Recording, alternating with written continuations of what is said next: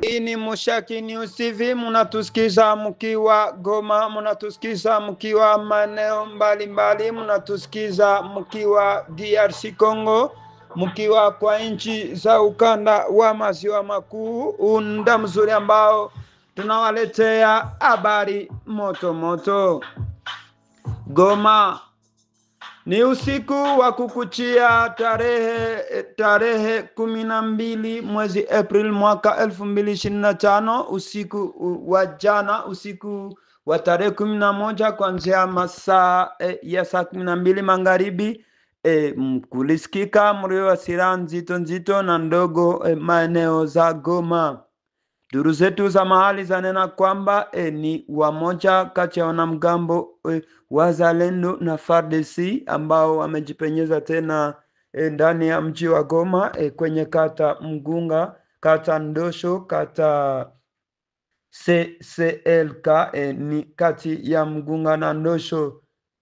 Mlio huu wa risasi ulisikika maeneo hayo mpaka saa 6 za usiku. Duru zetu za mahali zilizo sikika zanena kwamba ni masaa za usiku ndipo wanamgambo hawa waliingia kama majambazi wakiwa na nia ya kuipora mali ya raia, na hapo kushambulia raia ndipo majeshi yaliyopo karibu, majeshi ya FCM23 walionekana kutoa msaada na kuwarudisha magaidi hawa nyuma.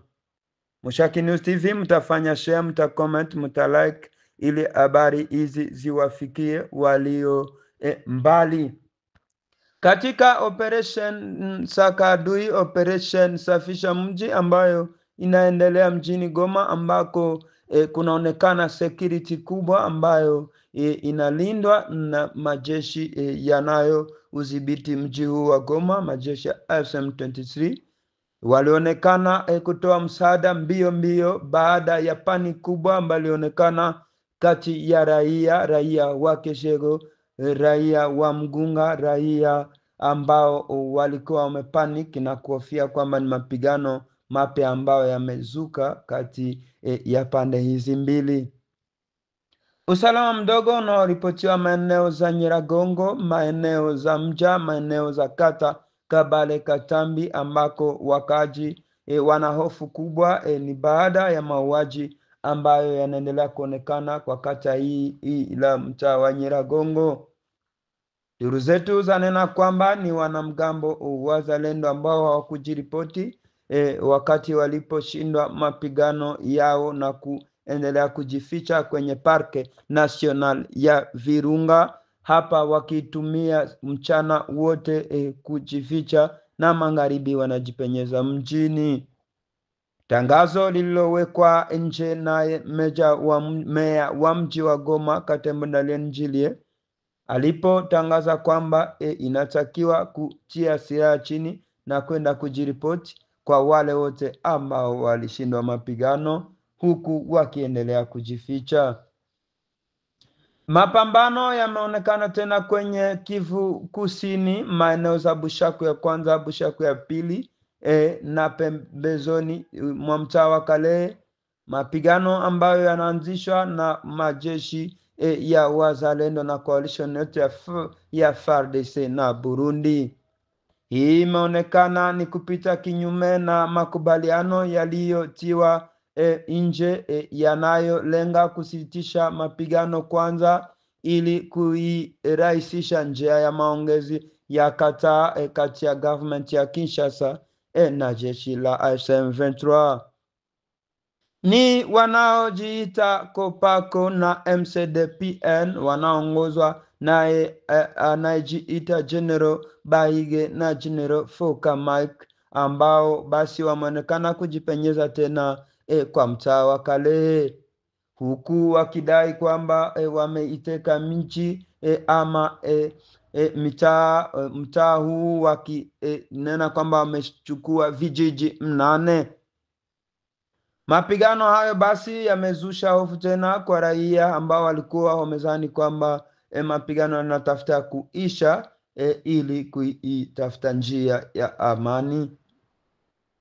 Leo ni tarehe 12 mwezi April mwaka 2025. Tukakumbusha kufanya share, muna like, muna comment na muna subscribe ili matangazo yetu yawafikie wote na popote mlipo.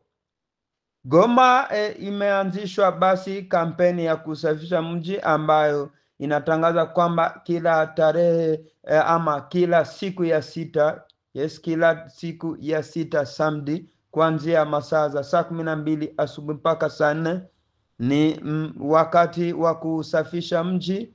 Kwa tangazo lioweka nje tena naye meya wa mji anena kwamba hakuna kazi yoyote ambayo inaruhusiwa kufanyika mjini Goma kabla ya saa za mchana. Kila siku ya sita inatakiwa kwa kila mwendesha pikipiki, mwendesha gari ya kazi, mwendesha gari ya usafirishaji kuziheshimia saa hizi na kuanzia kwanza kwa kazi za kusafisha mji.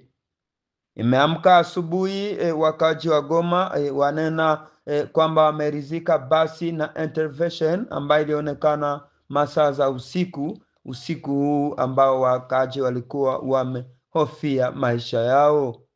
Ni kuanzia masaa za saa 7 usiku ndipo wakaji waliona utulivu umeanza kuonekana kwa mji wa Goma kwenye kata za kusini mwa Goma, kata za Mugunga na Ndosho. Aliyekuwa anaitwa Peter Kazadi naye Jean-Claude Jean-Claude ambao walikuwa ni wa minister kwa government ya Kinshasa, wanena kwamba waliona pendekezo lao la kumtolea Rais wa Jamhuri ya Kidemokrasia ya Kongo Felix Antoine Tshisekedi ya kujiongeza muda mwingine ama manda ingine ya madaraka. Watoa pendekezo lao kwamba ni sababu nchi inaipitia changamoto za vita, na waona kwamba ni bora Felix Tshisekedi ajiongeze muda huu, hawa wakiwa ni makada wa UDPS, chama ambacho kilicho madarakani. Mazungumzo kati ya government ya Kinshasa na jeshi la M23 huko mjini Doha, Qatar, yameonekana kusorota baada ya kutoelewana kwa pande hizi mbili, huku wamoja wakiweka madai yao. Jeshi la M23 wanena kwamba wao hawaone bora kuendelea kuzungumza hapa wafungwa wakiwa ndani ya jela, ambao ni wafungwa innocent, wafungwa ambao hawajui chochote. Wanena kwamba basi muda ambao ubaguzi wa makabila ama maneno yanayochochea vita yanaendelea huko Kinshasa na pengine, hamna haja ya kuzungumza na inabidi kwanza mambo haya yasitishwe. Wanena kwamba shutumu zilizowekwa ama condemnation ambazo zilizowekwa kwa moja waongozi wa chama hiki, ambazo zanena kwamba wanatakiwa kunaswa na kuuawa ama condemnation ambazo zingali zinawekewa waongozi wa chama hiki, muda ambao zingali hamna haja kuendelea kuzungumza. Chama hiki chanena kwamba inabidi kwanza mambo haya yaishe ili wote wazungumze kama Wakongomani. Muda mmoja tunasikia usalama mdogo ambao unaendelea kwenye Kivu ya Kusini, maeneo za Minembwe, maeneo mpembezoni mwa Uvira, huku ni majeshi ambao wameendelea kujikusanya wakiwa coalition yote ya wazalendo na FARDC. Au wanena kwamba hawatatia chini ila wataendelea kupigana, huku wakaaji huko wakihofia maisha yao. Kutaonekana kukatwa kwa umeme unaotokea maeneo za Ruchuru, umeme wa unaoitwa Virunga Energy, ni hiyo siku ya Dimanche ama siku ya Mungu, kesho tarehe 13 mwezi Aprili, kuanzia masaa za saa 12 za asubuhi mpaka saa za magharibi. Huku wanaosimamia umeme huu watangaza kwamba itakuwa ni wakati wa kuukarabati umeme huu ama kujenga mzuri huko, wakisema kwamba umeme utakatwa kwa mji wa Goma, Nyiragongo na Ruchuru.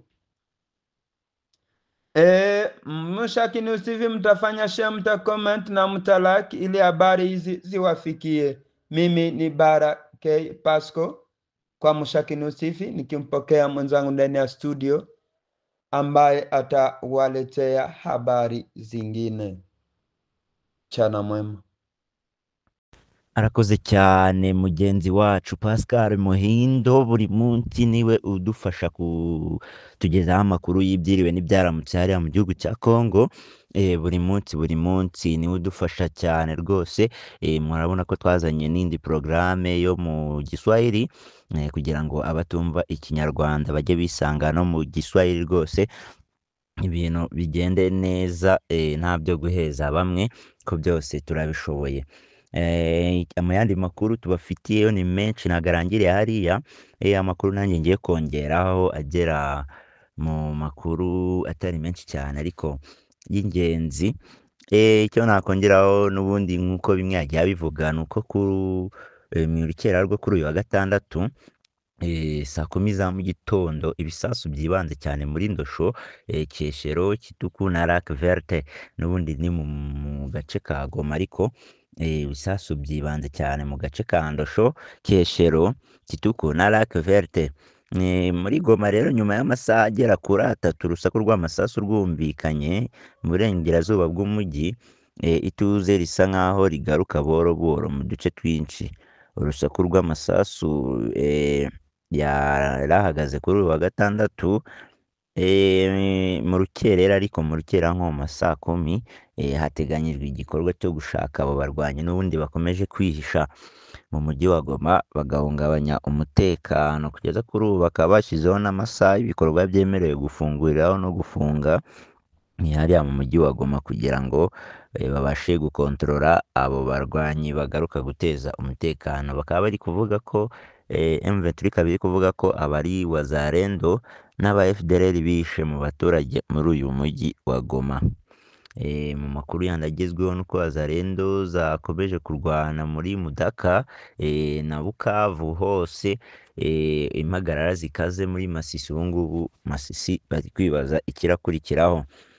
Kuri tariki ya 11 z'ukwa 4 2025 Wazalendo yarwanye na M23 mu gace ka Mudaka muri Bukavu, Mudaka na Katana kuri uyu wa gatanu tariki ya 11 z'ukwa 4 mu majyaruguru ya Bukavu. Ibintu ntibizwi neza kubera ko M23 na Wazalendo bose bari mu karere ka Mudaka.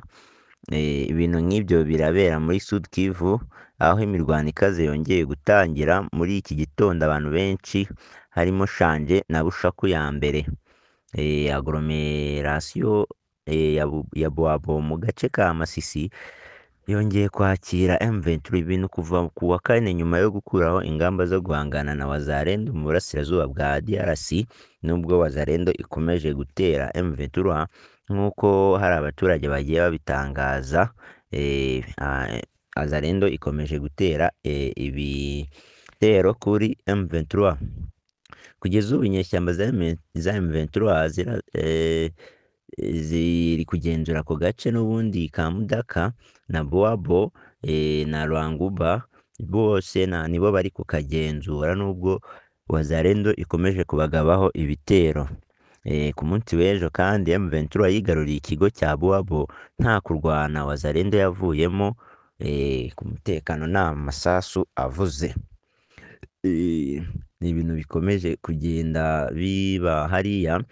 Ku makuru akaba avuga ko nubwo hari ibiganiro hagati ya leta ya DRC na M23 ku buhuza bwa Katari, imirwano muri Kivu zombi irakomeje. Inkuru ya Radio Okapi kuva ku mirongo y'urugamba yo muri Sud Kivu muri segiteri ya Remera Karehe, urugamba ruraremye aho M23 ngo ishaka kujya gufata umugi wa Uvira.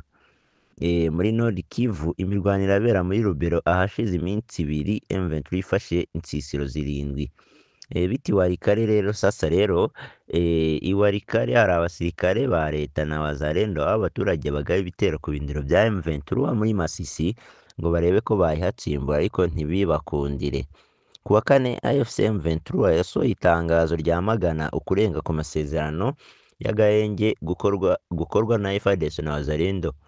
Icyiciro cya kabiri cy'ibiganiro by'Idoha cyatangiye ku itariki 9 ariko iforomo yabyo ntiramenyekana ko leta ya Qatar yabigize ubwiru.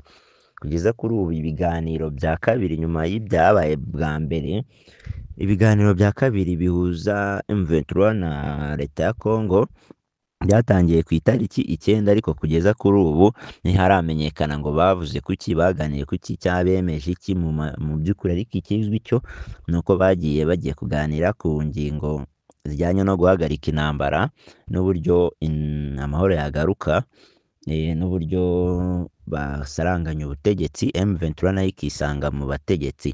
Kugeza kuri ubu M23 yavuze ko itazarekura uduce yafashe, n'ibitaba gutyo ngo azabaho kurwana kugeza bageze i Kinshasa.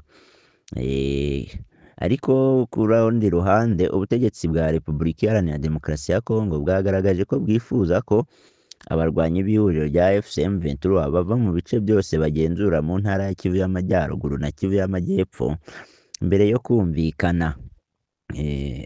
Leta ya Kongo ikaba yavuze ko izumvikana na M23 nibamara kuva mu duce twose bafashe bazaza bakaganira, kandi nyamara M23 yavuze ko ibyo byo bidashoboka. Turababwira n'icyo M23 nayo yasabye kugira ngo nayo yemere ibiganiro mbere y'uko ijya mu biganiro, ibyo yasabye uko bimeze. Iki cyifuzo cyamenyekanye nyuma y'aho mu ntangiriro z'iki cyumweru leta ya Kongo yohereje muri Qatar abayihagarariye biganjemo abashinzwe umutekano kugira ngo baganire na AFC M23. Muri 2012 nabwo leta ya DRC yasabye umutwe witwaje intwaro wa M23 kuva mu mujyi wa Goma wari uherutse gufata nyuma y'ibiganiro byahuje Joseph Kabila wayoboraga iki gihugu n'abandi bakuru b'ibihugu byo mu karere. Icyo gihe leta ya Kongo yabeshye M23 ko izaganira nayo igasubiza ibyifuzo byayo biganisha ku gukemura impamvu muzi z'umutekano mu burasirazuba bw'iki gihugu. Ni ukuvuga ihohoterwa rikorerwa abanyekongo bavuga ikinyarwanda cyane cyane abatutsi.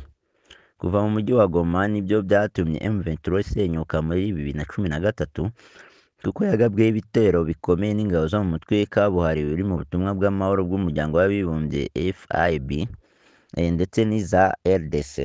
Abari bagize M23 barisuganyije basubukura urugamba mu Gushyingo 2021. Bafashe ibice byinshi muri Kivu y'Amajyaruguru ariko ibyinshi babivamo nyuma y'ibiganiro byahuje abakuru b'ibihugu byo mu mujyi wa Afurika y'Uburasirazuba EAC. M23 yasezeranyijwe ko ibice yavuyemo bizajya bigenzurwa n'umutwe w'ingabo za EAC, ariko byagaragaye ko ingabo z'u Burundi zagenzuraga ibyo muri Masisi birimo Mushaki na Kichanga zemereye za DRC kubyinjiramo kandi bitari byemewe. Ubwo leta ya RDC yirukanaga EAC mu mpera za 2023 byasabye M23 kongera kurwana kugira ngo yisubize ibindi bice yagenzuraga. Ifusha n'abarwanyi bayo barimo Colonel Castro Elise Mberagabo wari ushinzwe ubutasi. Umwe mu bayobozi bo muri Congo yatangarije ibiro ntaramakuru by'Abanyamerika Associated Press ko mu byo bifuza kuri AFC M23 ari uko yava mu bice muri ibi bice, gusa ntibizwi niba iri huriro ryiteguye kubyemera. Inshuro nyinshi abayobozi batandukanye ba AFC M23 barimo umuyobozi mukuru wayo wungirije Bertrand Bisimwa bagaragaje ko batiteguye kuva mu bice bagenzura. Bagaragaza ko iki cyifuzo cyaba kimeze nko kubashozaho intambara. Tariki ya 8 Gashyantare 2025 Bisimwa yatangaje ati umwanzuro wose uko waba ungana kose udusaba kuva ku butaka bwacu no kuba impunzi cyangwa kongera kutugira abantu batagira igihugu uzaba ugamije gushoza intambara. mu ntangiriro z'iki cyumweru AFC M23 yohereje muri Qatar abayihagarariye barimo Bisimwa nk'uko ibi biro ntaramakuru byakomeje bibisobanura. AFC M23 yifuza ko leta ya RDC yatesha agaciro igihano cy'urupfu yakatiye abayobozi bayo, impapuro zo kubafunga yabashyiriyeho. Iri huriro kandi ryifuza ko abasivili n'abasirikare batawe muri yombi bashinjwa gukorana naryo kubera ko basa cyangwa ubwoko bwabo bafungurwa.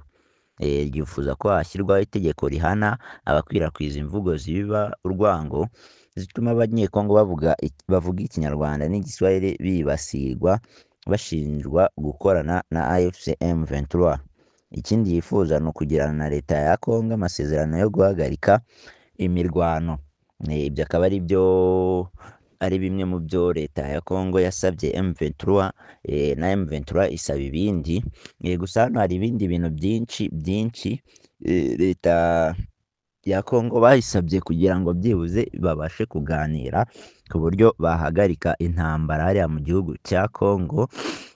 Harimo ko AFC M23 basabye ibintu birindwi mbere yo kugirana imishyikirano na Kinshasa.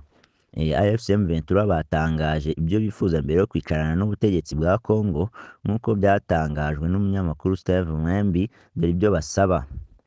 Icya mbere basaba leta ya Kongo, ibi ni M23 yabisabaga kugira ngo byibuze ibashe kuganira na leta ya Kongo nta kibazo. Izi ntambwe zirindwi iyo ziterwa rwose intambara ubu ngubu iri gusa n'ihagarara, dore ko n'ubundi bapanga guhagarika intambara ariko n'ubundi ibigakomeza.